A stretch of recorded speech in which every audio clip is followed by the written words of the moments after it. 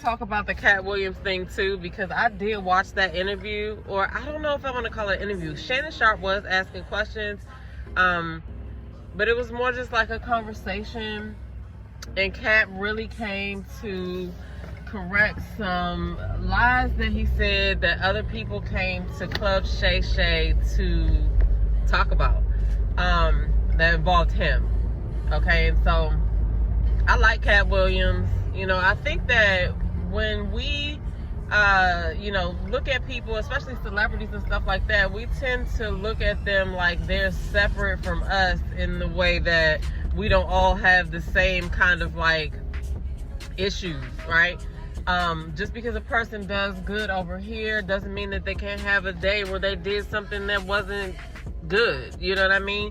We have multi aspects of ourselves, right? Like a person could give back to the homeless, but then they could be, you know, dealing drugs. Like, who knows? Like, everybody has multiple aspects to them. So we do really need to think about that when we're talking about, oh, I don't like this person because they said that. Well, there's something about everybody that somebody is not going to like or jive with. So you have to learn to, you know, we have to learn to just kind of respect people's opinions,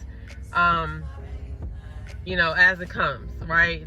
I mean, it's going to be subjective for everybody as to what you accept or whatever. But when we're watching these interviews and stuff, yeah, all of it may not be true, but at the end of the day, we weren't there for any of it, right? So the only thing that we can rely on is what they say and what we feel like we've seen. But at the end of the day, none of us were there to prove any of it, okay? But the other thing I also want to say is when somebody is, like when somebody is telling their story, it's going to be different than the other person's story, because we all have a different perception that is made up of our own experiences and beliefs. So like, we're bound to misunderstand each other. We're bound to have different thoughts because we all come from our own makeup of, you know, experiences, and you know, all of that affects our perception. I believe a lot of what Katt said. Now, I think that, you know, yeah, could there have been some embellishing? Maybe with the book thing, but even the book thing, he would have had to, like, 3,000 books is a lot, and I read a lot of books, okay? Now, for him to have read, okay, so I wasn't clear whether he said that he read 3,000 books in a year or 3,000 books in between 8 and 13, all right? So now, 3,000 books in a year, he would have had to read 8 books a day, all right? So he could do that if they were like kids' books. We don't know what size the books were. Or if he meant between the ages of 8 and 13, then he would have just had to read 8 hours a day every day, okay? I mean, and who knows? Like I said, we only get what we're hearing, and we weren't there for any of this, all right? So, but other than that, he said a lot of truth. Like, and he said a lot of things that we've already known or have said ourselves. Like, we knew Steve was wearing a wig. Like, who didn't know Steve was wearing a wig before he decided to go bald? Come on, y'all. I mean, and a lot of the things that he was saying, he has said before. If you used to watch Katt Williams back in the day, and all of the comedy shows, like back in the day, comedy shows was what we watched. Yeah, we watched Cosby Show, we watched In Living Color, we watched a lot of other shows, but there was not as much on TV as it is now. So everybody was watching the comedy shows. They used to play Def Comedy Jam on a marathon at some point, but all of the, like, you know, BET shows that had, like, everybody was watching those. And I know y'all remember Katt Williams doing that joke that he's talking about Cedric stealing, because we did see Katt do that.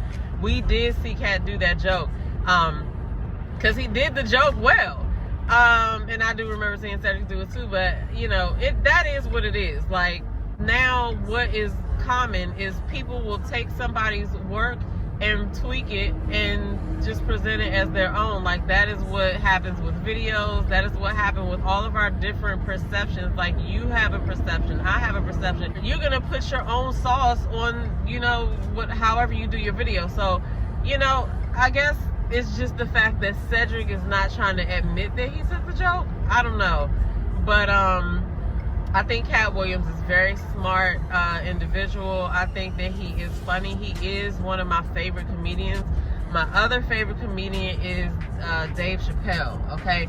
Now, I don't agree with some of the things that Katt said. Like, why would he put in a contract that Rickey Smiley had to wear a dress in a movie when he knows all about that and he wouldn't do it, right? I don't know. I thought that was a little petty.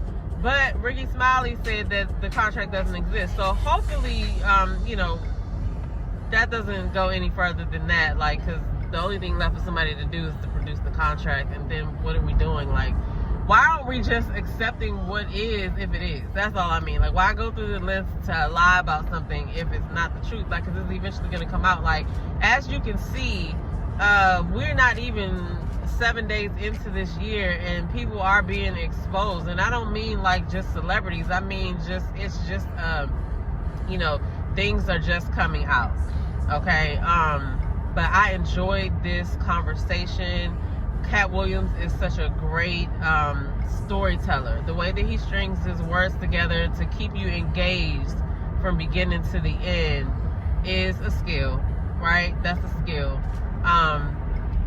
But make no mistake, just because I like him does not mean that I would not call him out if I thought that he was wrong. Like, he has been involved in some other situations that are unsavory to me. But again, I wasn't here for any of this stuff. But I was here for this interview, okay? He did speak on Taraji's interview, and when she was talking about the pay situation, the state of the pay situation for, you know, African-American females and females in general, right? He spoke about Diddy a little bit. He mentioned Tyler Perry. He mentioned Ludacris. He mentioned like a lot of people in this conversation that was almost 3 hours, and now right now it's about over 5 million views on that one video. Everybody, well, not everybody, because there's more than 5 million people in the world, but a lot of people have seen it, okay? Like, I don't know if y'all realize Katt is a smart person. He's funny as I don't know what. It's just how he puts stuff together. I like his use of some words. But Katt is really a talented comedian. Like, he even mentioned the role of Money Mike. He wrote the lines for that. He had input on the wardrobe, and like, he changed the script from what they said that it should be, because apparently there was a part in there that something different was supposed to happen to the pimp. If y'all seen that movie, you know, the bathroom scene or whatever. But Katt Williams made it his own, and he made it funny without adding in what they wanted to add in.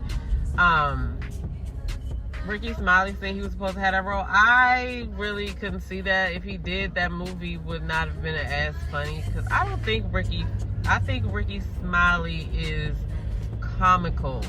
Like, he's comical. I'll use that word. Like, he might have made me chuckle a couple of times before. I think he's a decent person, but I don't think that he's a comedian on Katt Williams level. He talked about Kevin Hart. He said Kevin Hart is a plant. Now, they talk about plants on YouTube. There was a bunch of channels they were talking about last year that just popped up and had like all these subscribers, and they did really well. And then all of a sudden they just kind of disappeared. Who knows? But I think Kevin Hart was funny when he first came out. Like, he's one of those comedians that if you haven't seen him, when you go see him, he'll be funny. But will he sustain it every time that you get to see him is the question. And I don't think that is true. He said something about why Steve stopped doing stand-up comedy, and it was because basically they had a battle and he smashed Steve in the battle, but the battle wasn't something that was televised. But I guess the only way we'll know if that happened is if Steve comes out and says something about it. But again, we weren't here for any of it. The stuff that we think is true or the stuff that we don't think is true. We only have the words of everyone. But Katt Williams has done 19 100 city tours, okay? 19 100 city tours. And he has been on his own since he was 13 years old. He got emancipated from his parents, I believe. It's a whole backstory to him. And that's why I say that it is so important to kind of listen to the extra information about people that you can get, because it helps you understand their thought patterns and understand what they're saying on a deeper level. Because like I said, we're all different.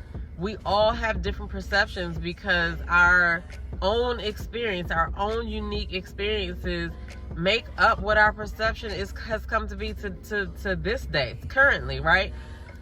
So it's all going to be different. Like, so everything really is subjective.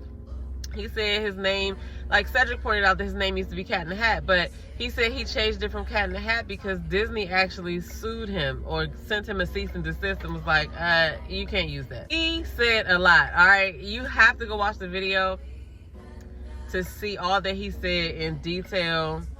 I found it interesting that he doesn't really do those little pop-up promotions for his tours. Like, you know, how people are like, oh, come down, I'm gonna be here. Like, he doesn't do any of that. So, but I bet you a lot of people after this 5 million people that saw this conversation, they're all probably looking up to see when he is gonna be in their town, okay?